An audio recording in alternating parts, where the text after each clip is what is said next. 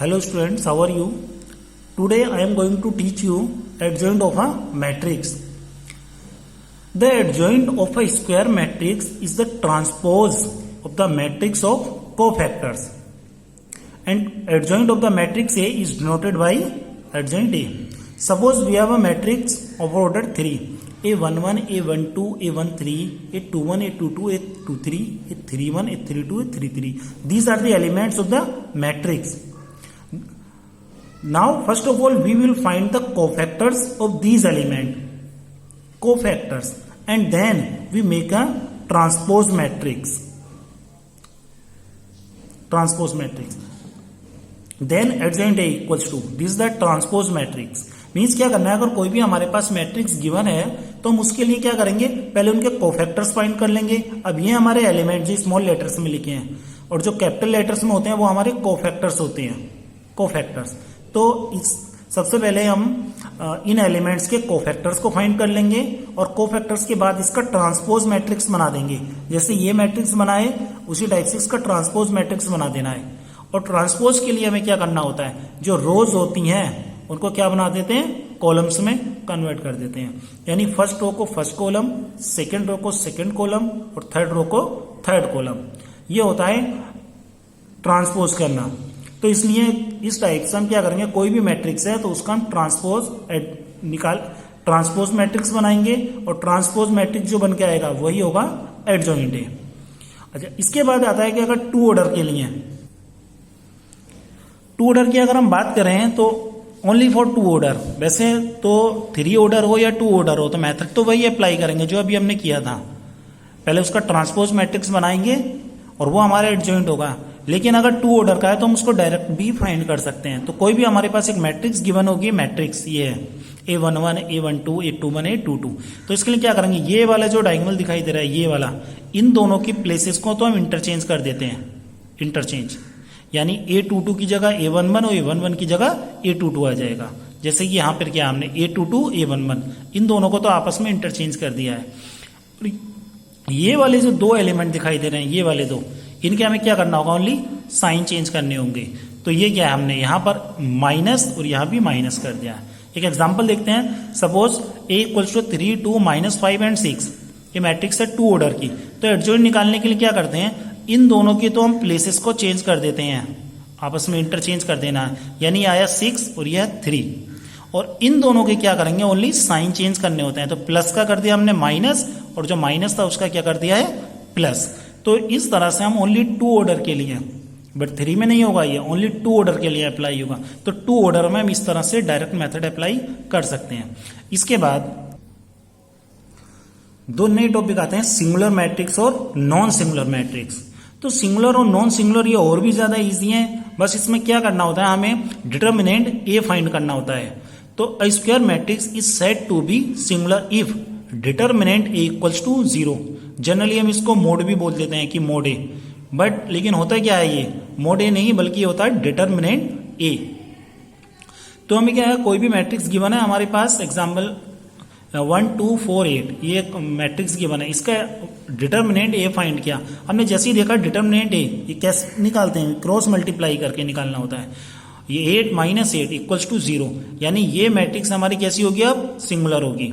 और सेकेंड है हमारा नॉन सिंगुलर, कि अगर इसका determinant A does not equal 0 है, डज नॉट इक्वल 0, तो ये होती है non singular. A square matrix said to be a non singular if determinant A equals does not equal 0. For example A equals to 1, 2, 3, 4, इसका determinant ए find किया, यह आया -2, यह डज नॉट इक्वल 0. तो बस इतना ध्यान रखना है हमें कि मोड ए, अगर डिटर्मिनेंट ए 0 आता है तो सिंगुलर होगी और ये डज नॉट इक्वल आता है तो नॉन सिंगुलर होगी. इसके बाद कुछ थ्योरम्स आती हैं जो इन्हीं से रिलेटेड हैं, कि अगर हम एडजॉइंट निकालने हैं और डिटर्मिनेंट निकाल लेते हैं तो उसके बाद थ्योरम नंबर 1 है, if A be any given a square matrix of order N, then A into adjoint A equals to adjoint A into A equals to determinant A I. और आई क्या होता है, आइडेंटिटी मैट्रिक्स. अब two order का भी हो सकता है, थ्री ऑर्डर का भी हो सकता है. तो इस तरह से एक ये फॉर्मूला है कि ए इंटू एडजॉइंट ए, ये किसके इक्वल होना चाहिए, डिटर्मिनेंट ए आई, और इसके जो सेकंड वैल्यू है एडजॉइंट ए इंटू ए, ये भी determinant A equals to into I के इक्वल होना चाहिए। नेक्स्ट है हमारा determinant of A B equals to होता है determinant A into determinant B, यानी जो डिटर्मिनेंट में हमारा प्रोडक्ट में लिखा है उन दोनों को क्या कर देंगे, डिटर्मिनेंट को सेपरेट कर देना होता है इनटू में, where A and B are square matrices of same order. Next है हमारा if A is a non singular matrix. अब नॉन सिंगुलर क्या बताया था अभी, जिसका डिटर्मिनेंट 0 नहीं होता है वो होती है non singular. If A is a non singular matrix of order N then adjoint A, determinant of adjoint A equals to होता है डिटर्मिनेंट ए और पावर कितनी है n-1, और n क्या होगा, n होगा यहाँ पर ऑर्डर।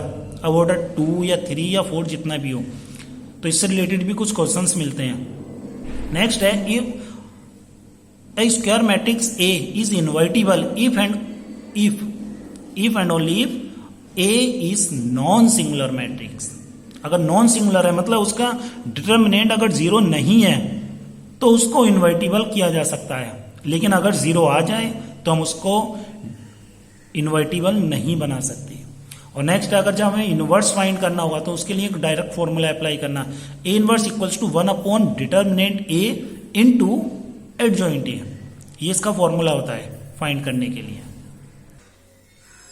अब एक्सरसाइज पर आते हैं। एक्सरसाइज में क्वेश्चन नंबर 1 है, now I am going to teach you exercise 4.5 question number 1. In question number 1, find the adjoint of the matrix. So, for the adjoint of the matrix, only for two order, there are two methods. In first method, firstly find the cofactors of the matrix, because the adjoint of the matrix is the transpose of the matrix of cofactors. So, first of all, we will find the cofactors of A. Cofactors of A. Cofactors A11, A12, A21, A22. इसके लिए हमने पहले बताया था आपको कि जब to order का होता है तो टू ऑर्डर के कोफैक्टर्स को फाइंड करने के लिए हम क्या साइन यूज करते हैं कोफैक्टर्स के लिए, प्लस, माइनस, माइनस और प्लस, ये होते हैं टू ऑर्डर के लिए।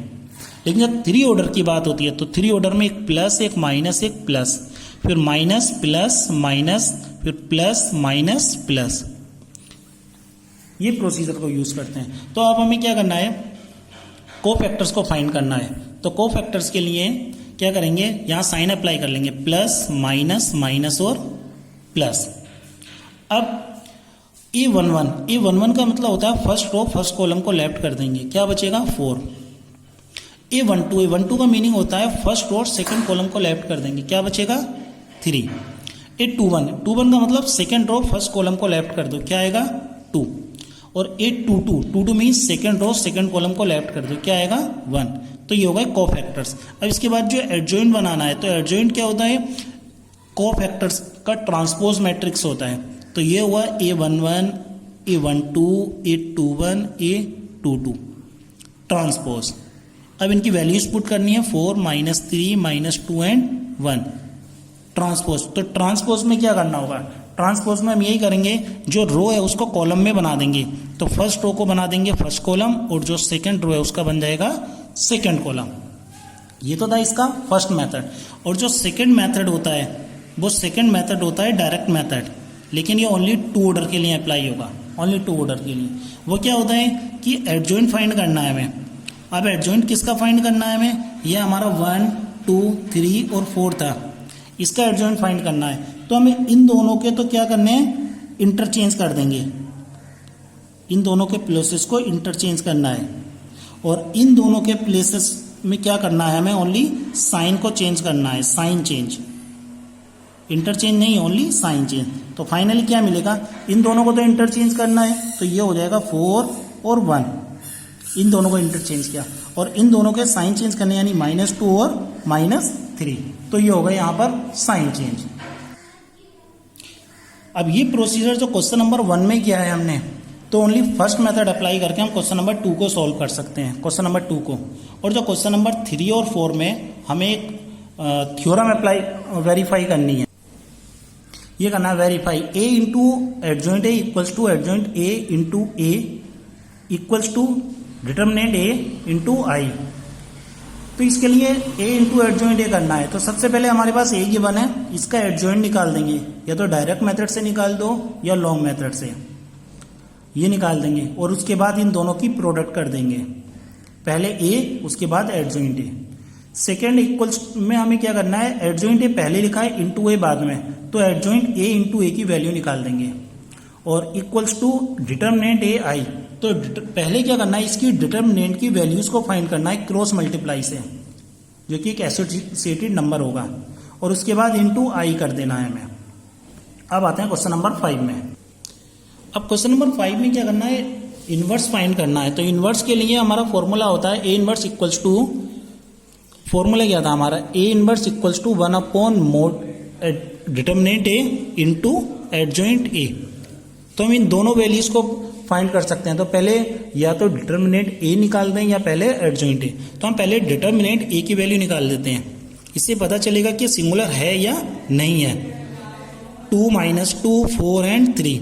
डिटर्मिनेंट के लिए इनका क्रॉस मल्टीप्लाई कर देंगे, तो 2 3 जा 6, एक माइनस पहले ही होता है, और 4 2 जा -8। तो ये होगा हमारा 6 + 8 equals to 14, which is does not equal 0। Means ये क्या है, नॉन सिंगुलर मैट्रिक्स है, नॉन सिंगुलर। तो नॉन सिंगुलर है तो हम इसे आगे सोल्व कर सकते हैं। इसके बाद हमें कोफैक्टर्स को फाइंड करना होगा, कोफैक्टर्स ऑफ ए। तो कोफैक्टर्स ऑफ ए क्या होंगे, A11, A12, A21, A22। तो इस पे साइन अप्लाई क्या करते हैं, एक प्लस एक माइनस, तो ये माइनस और प्लस। अब देखते हैं ये A11 होगा, फर्स्ट रो फर्स्ट कॉलम को लेफ्ट करेंगे, क्या आएगा 3। 12 में होगा फर्स्ट रो सेकंड कॉलम को लेफ्ट करेंगे, क्या आएगा 4। 21 में क्या होता है, जो सेकंड रो फर्स्ट कॉलम को लेफ्ट करेंगे, क्या आएगा -2, तो ये हो जाएगा प्लस का 2। और ये 22 में क्या होगा, second row second column left करेंगे, क्या आएगा ओनली 2। तो अब इसके बाद जो एडजॉइंट होता है वो एडजॉइंट ए होता है हमारा A11, A12, A21, A22 transpose, या 3 -4 +2 और +2 ट्रांसपोज करना है इसका। तो फाइनली जो ट्रांसपोज होकर आएगा वो क्या आएगा, इस रो को तो हम बना देंगे कॉलम, और जो सेकंड रो है उसको सेकंड कॉलम, या एडजॉइंट। इसके जस्ट बाद हमें क्या निकालना है, ए इनवर्स। तो ए इनवर्स फाइंड करना है, तो इनवर्स के लिए क्या करना है, एक फॉर्मूला अप्लाई करना है। ए इनवर्स इक्वल्स टू होता है 1 upon determinant A into adjoint A. तो डिटर्मिनेंट ए की वैल्यू क्या है, 1 अपॉन डिटर्मिनेंट की वैल्यू है 14, तो ये आ जाएगा 14। और जो एडजॉइंट ए है, एडजॉइंट ए आया 3, 2, -4 एंड 2। ये हमारा फाइनली आंसर ए इनवर्स का। तो ये क्वेश्चन नंबर जो 5 था, 5 का ये 2 ऑर्डर का था, ये हमने बहुत छोटा सा क्वेश्चन है। इसके बाद 5 से लेकर 5, 6, 7, 8, 9, 10, 11, ये 11 तक हम सेम इसी प्रोसीजर में सॉल्व करते जाएंगे इसको। क्वेश्चन नंबर 5 तो 2 ऑर्डर का था, 5 और 6, तो इसी मेथड से होगा। 7, 8, 9, 10 ये 3 ऑर्डर के हैं, तो हम इसी प्रोसीजर में इसको सॉल्व करते जाएंगे। क्वेश्चन नंबर 12 है, A इक्वल्स टू 3, 2, 3, 7, 2, 5, और B है हमारा 6, 8, 7, 9, A B है। तो हमें वेरीफाई करना है A B का whole inverse equals to B inverse A inverse. अब जैसे अभी अभी हमने A इनवर्स को फाइंड किया है क्वेश्चन नंबर 5 में, सेम ऐसे ही B इनवर्स को फाइंड कर लेंगे। उसके बाद RHS में क्या लिखा है, B इनवर्स A इनवर्स, तो पहले B इनवर्स की वैल्यू फिर A इनवर्स की वैल्यू पुट करके उनको दोनों को प्रोडक्ट कर देना है। अब इसके बाद LHS है, LHS में क्या लिखा है, AB का होल इनवर्स है। तो पहले हम क्या करेंगे, AB को मल्टीप्लाई कर लेंगे। मल्टीप्लाई करने के बाद एक नई मैट्रिक्स बनेगी, वो भी 2 ऑर्डर की होगी। फिर उसका जब नई मैट्रिक्स बनेगी तो वो इस टाइप से मैट्रिक्स बन जाएगी जैसे ये बना है, और इस मैट्रिक्स का इनवर्स निकाल देना है ये पूरे का, तो ये ऐसे निकाल देंगे। नेक्स्ट है हमारा क्वेश्चन नंबर 13 है, A इक्वल्स टू लिखा है और so that A² - 5A + 7i equals to 0, hence find A inverse. इसके लिए भी हमने जब मैट्रिक्स पढ़ी थी तो मैट्रिक्स में बताया था A का स्क्वायर निकालना बताया था। A का स्क्वायर इस मेथड से निकाल देंगे, स्क्वायर निकालने के बाद A × A, तो वो A² आएगा। फिर इसकी LHS में वैल्यूज पुट करके A² की -5A + 7i और इक्वल्स टू 0 लाना है, और A इनवर्स निकालना वो अभी हमने क्वेश्चन नंबर 5 में देखा है। इसके बाद क्वेश्चन नंबर जो 14 अभी करेंगे, जो 15 और 16 है, 15 और 16 का प्रोसीजर भी यही होगा जो क्वेश्चन नंबर 5 का था। अब क्वेश्चन नंबर 14 करते हैं। क्वेश्चन नंबर 14 में ये है कि a इक्वल्स टू 3 2 1 1 और ये भी गिवन है a square plus a plus B I equals to 0। Then find small a and small b, यानी स्मॉल a स्मॉल b की वैल्यूज को फाइंड करना है। तो इसमें गिवन कंडीशन में पुट करने के लिए पहले ए स्क्वायर को फाइंड करेंगे, और ए स्क्वायर के लिए हमने क्या बताया था, ए स्क्वायर के लिए बताया था ए इंटू ए। डायरेक्टली ये नहीं करना है कि 3 का स्क्वायर 9 और 2 का स्क्वायर 4, बल्कि ए इंटू ए होता है। तो ए स्क्वायर के लिए हमें क्या करना होता है, पहले ए इंटू ए करना है। अब इसकी मल्टीप्लाई के लिए क्या मेथड बताया था पहले, ये जो फर्स्ट रो को फर्स्ट कॉलम से मल्टीप्लाई करना है, यानी 3 3 जा 9 और 2 1 जा 2। फिर फर्स्ट रो को सेकंड कॉलम से 3 2 जा 6 और 2 1 जा 2। फिर सेकंड रो को फर्स्ट कॉलम से, यानी 1 3 जा 3 और 1 1 जा 1, और फर्स्ट रो को ये सेकंड रो को सेकंड कॉलम से, यानी 2 प्लस 1। तो फाइनली क्या मिलता है हमें 11, ये 8 हो जाएगा, ये 4 और ये 3, ये आया हमारा ए स्क्वायर। अब हमारी गिवन कंडीशन क्या थी, ये थी, इसमें वैल्यूज को पुट करना है। ये गिवन कंडीशन थी, गिवन कंडीशन में इनकी वैल्यूज को पुट किया है, और पुट करने के बाद ये जो फर्स्ट मैट्रिक्स है 11 8 4 3, इसको तो सेम ऐसे ही रहने देंगे। इसके बाद ये जो ए है इस ए की सब में मल्टीप्लाई हो जाएगी, 3a प्लस 2a ये हो जाएगा यहाँ पर a और a, और जो नेक्स्ट b है b की मल्टीप्लाई b 0 0 और b इक्वल्स टू हमारा 0 0 0 एंड 0। ये हो जाएगा इन सबको, जो फर्स्ट एलिमेंट है सबको ऐड कर देंगे, 11 प्लस 3a प्लस b, और ये second element 8 plus 2a plus 0। अब third elements 4 plus a plus 0, और जो फोर्थ एलिमेंट है यानी 3 प्लस a प्लस b, और इक्वल्स टू 0 0 0। इसकी जस्ट बात क्या करना है, हमें कंपेयर कर देना है। तो कंपेयर के लिए जो करस्पॉन्डिंग एलिमेंट्स हैं, करस्पॉन्डिंग एलिमेंट्स को इक्वल 0 करना है। तो ये होगा 11 प्लस 3a, यहाँ लिखेंगे 11 plus 3a plus b equals to 0, so 3a plus b equals to -11। Next होगा हमारा 8 प्लस 2a इक्वल्स टू 0, तो 2a equals to -8, so a equals to हो जाएगा -4। ये वैल्यू यहाँ से आ गई। अच्छा, थर्ड को देखते हैं, अगर हम 4 प्लस a इक्वल्स टू 0 है तो a इक्वल्स टू -4, यहाँ से भी वैल्यू सेम आ गई। इसी तरह से हम फोर्थ वाले को अप्लाई कर सकते हैं, 3 plus a plus b equals to 0, तो a plus b equals to -3। अब जो a की वैल्यू आएगी, इस a की वैल्यू को या तो इस इक्वेशन में पुट कर दें या इस वाली इक्वेशन में पुट कर दें। अगर यहाँ पुट करते हैं हम a की वैल्यू तो कितना है, -4 plus b equals to -3, so b equals to 4 -3 and b equals to 1। तो ये हमारी फाइनली वैल्यूज आती हैं, जो a की वैल्यू -4 और b की वैल्यू +1, ये दो हमारे फाइनल आंसर आते हैं। क्वेश्चन नंबर 17 है, let a B a non singular square matrix of order 3 cross 3, then adjoint a। तो एडजॉइंट a के लिए क्या करते हैं, इसका एक फॉर्मूला बताया था हमने। एडजॉइंट a का जब भी डिटरमिनेंट फाइंड करना हो तो इसका डायरेक्ट फॉर्मूला था कि डिटरमिनेंट a की पावर n-1, और यहाँ n की वैल्यू कितनी है 3, जो कि 3 ऑर्डर है।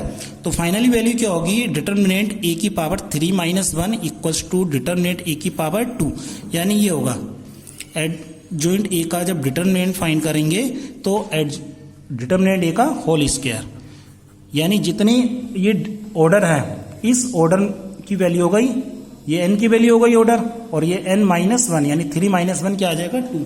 और जो क्वेश्चन नंबर 8 है, क्वेश्चन नंबर 8 ये और भी इजी है। अब जो क्वेश्चन नंबर 18 है कि a is an invertible matrix of order 2, then determinant a inverse is equal to. तो डिटरमिनेंट a इनवर्स निकालना है, लेकिन जब a कोई भी इन्वर्टिबल मैट्रिक्स होती है तो उसके लिए एक फॉर्मूला होता है कि a inverse equals to i, ये होता है a inverse equals to i। अब दोनों साइड में हम क्या करेंगे, डिटरमिनेंट को अप्लाई कर देंगे, डिटरमिनेंट दोनों साइड में, तो ये हो जाएगा a इनवर्स का डिटरमिनेंट इक्वल्स टू i का डिटरमिनेंट। अब एक फॉर्मूला हमने पढ़ा है कि a b का डिटरमिनेंट इक्वल्स टू होता है determinant a into determinant b। तो ये होगा कि determinant A into determinant A inverse equals to, और आई का जब भी डिटर्मिनेंट लेंगे तो वो एक न्यूमेरिकल वैल्यू आएगी, वो होगी 1। तो हमें निकालना है ए इनवर्स का डिटर्मिनेंट, ये हो जाएगा 1 अपॉन डिटर्मिनेंट ए, और इसको हम इस टाइप से भी लिख सकते हैं, determinant of A inverse equals to 1 upon determinant A. ये होगा फाइनल आंसर। और ये हमारा इसमें पार्ट कौन सा है, ये पार्ट आता है हमारा सेकंड पार्ट यानी बी पार्ट। ये इस तरह से एक्सरसाइज कंप्लीट होती है।